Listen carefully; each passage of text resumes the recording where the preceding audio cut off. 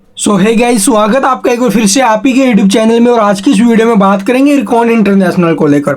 IRCON international railway sector की company है और इस शेयर को लेकर काफ़ी ज़्यादा कमेंट आ रहे हैं कि आखिरकार आगे क्या किया जाए। प्रीवियस ट्रेडिंग सेशन के दौरान मार्केट में एक अच्छी रैली थी और उसकी रैली के चलते ये स्टॉक भी 4% उछला है भाई। और स्टॉक अभी भी अपने बाउंड भी खाए से आप लोग देखोगे 34% के करीब हमें गिरावट में दिखाई दे रहा है। और इरकॉन इंटरनेशनल और IRFC इन शेयरों को मैं काफ़ी टाइम से आपको बोल रहा हूँ कि इन शेयरों में SIP स्टार्ट कीजिए।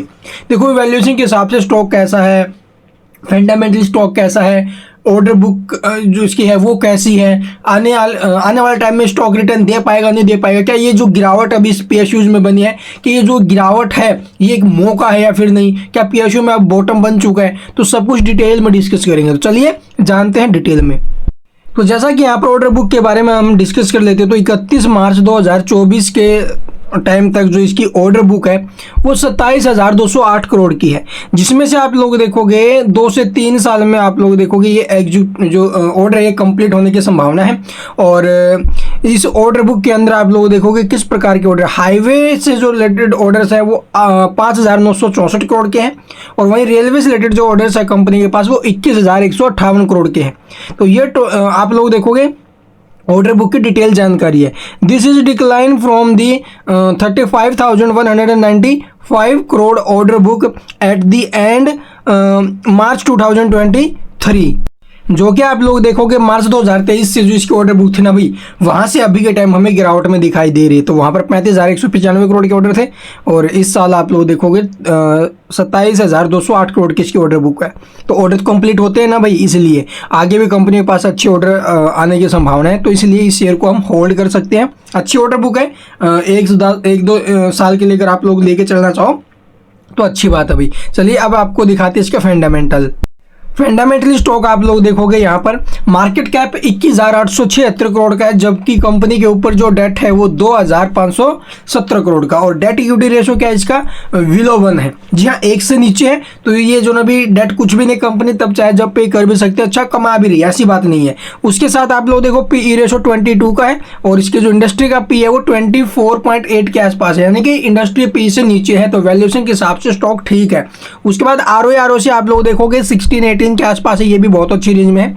शेयर होल्डिंग पैटर्न्स की अगर मैं बात करूं तो प्रमोटर 65.2% के आसपास टेक ऑन करते हैं। तो वहीं अगर आप देखोगे FI के पास 4.17% के आसपास का स्टेक है, ठीक है। और ये इसके जो अभी हमें क्या बोलते हैं शेयर होल्डिंग देखने को मिल रही है। उसके बाद आप कंपनी अच्छा डिविडेंड भी देती है 1.33% से और 352 इसका जो बाउंड भी खाया है, वहाँ से स्टॉक बहुत अच्छी गिरावट में आया हुआ अभी के टाइम 233 के भाव में है। यहाँ से नहीं खरीदेंगे तो कहाँ से खरीदेंगे भाई। तो स्टॉक में फ्रेश एंट्री का बहुत अच्छा मौका है, बट अगले 1 से 2 साल के लिए अगर आप लोग लॉन्ग टर्म लेना चाहो तो बेस्ट है। शॉर्ट टर्म में भी शेयर में एक अच्छा एक्शन बनते हुए नजर आ सकता है। मार्केट में एक अच्छी रैली की संभावना बन चुकी है। तो फंडामेंटली स्टॉक ठीक है, वैल्यूएशन के हिसाब से स्टॉक ठीक है, अच्छी खासी गिरावट में मिल रहा है। तो यहाँ से हम इसे कंसिडर कर सकते हैं, अच्छी ऑर्डर बुक भी है। चलिए अब इसका चार्ट वगैरह देख लेते हैं भाई। तो जैसा कि यहाँ पर देखोगे 1 आवर टाइम फ्रेम चार्ट के ऊपर जब ये शेयर आप लोग देखोगे, मैंने इसका 260 का जब सपोर्ट आपको बताया था, जिसको रिस्क नहीं लेना शॉर्ट टर्म स्विंग ट्रेड वाले, उनके लिए मैंने 260 रुपये का आपको सपोर्ट बताया था भी इस रेंज में, ठीक है। यहाँ से ये अगर लेवल टूटा तो नीचे में 230 से 211 अगला फिर जो रहेगा 230 को अगर नीचे काटता तो ये सपोर्ट। तो यहाँ पर आप लोग देखो स्टॉक ने 230 को भी नीचे में काटा, 220 रुपये के आसपास आया और वहाँ से स्टॉक में फिर से रिवर्सल आते हुए नजर आया। बट ये रिवर्सल कितना जेन्युइन है इसके ऊपर कहना थोड़ा मुश्किल है, क्योंकि ट्रेंड लाइन को अब तक आप लोग देखोगे स्टॉक ऊपर में ब्रेक नहीं कर पाया। ट्रेंड लाइन के आसपास गया, फिर वहां से स्टॉक में फिर से हमें गिरावट देखने को मिली है। या तो फिर यहाँ से जो स्टॉक है इसको ब्रेक करके एक अच्छी रैली देगा, ठीक है। कप एंड हैंडल का जो पैटर्न होता है वो यहाँ पर बनते हुए नजर आ सकता है। तो इस ट्रेंड लाइन का ब्रेकआउट आना जरूरी है और ट्रेंड लाइन का ब्रेकआउट आया तो स्टॉक हमें पहला टारगेट 260 का डेफिनेटली यहाँ पर दिखाएगा। तो यहाँ से स्टॉक अगर रिवर्सल लेता है, देखो भाई बॉटम कोई नहीं आइडेंटिफाई कर सकता कि यहाँ से बॉटम बन गया है, या फिर कोई ये नहीं बता सकता कि ये जो टारगेट है ये इस लेवल तक जाएगा, इस लेवल तक जाएगा, इस लेवल तक जाएगा। देखो ये सिर्फ एक क्या बोलते भी एक विचार किया जाता है अभी यहाँ तक आएगा ये, ठीक है, लेकिन वो कभी सच हो जाता है कभी नहीं होता है। तो चार्ट के हिसाब से आप लोग देखोगे 210-11 के आसपास का सपोर्ट बनना चाहिए और यहाँ से एक अच्छा ब्रेकआउट आता है तो स्टॉक आप लोग देखोगे फिर से एक अच्छी रैली देगा। अभी टाइम जो स्टॉक इतनी अच्छी गिरावट में मिल रहा है ना भाई, इसे मौका समझो, ठीक है। और इतनी अच्छी कंपनी, इतनी अच्छी order book, fundamentally stock valuation के हिसाब से, ठीक है, और हमें क्या चाहिए भाई। तो यहाँ से हम इसे कंसिडर कर सकते हैं। अगर आपके पास है तो बेस्ट है, होल्ड कीजिए। अगर नहीं है तो यहाँ से हम जो है इसको थोड़ा थोड़ा करके इन्वेस्ट कर सकते हैं। थोड़ा बहुत यहाँ से खरीदा, थोड़ा बहुत ब्रेकआउट आए तो वहाँ से भी, या फिर नीचे जाता तो वहाँ से भी।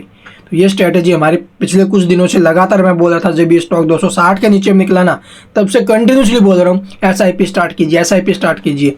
एकदम खरीदा नहीं जा सकता, कोई हाथ नहीं लगाएगा। इतनी बड़ी गिरावट अगर देख लेगा तो कोई हाथ नहीं लगाएगा, सभी का विश्वास सा उठ गया। लेकिन नहीं भाई, रेलवे सेक्टर पे विश्वास मत उठाइए, ना आप डिफेंस सेक्टर से विश्वास उठाओ।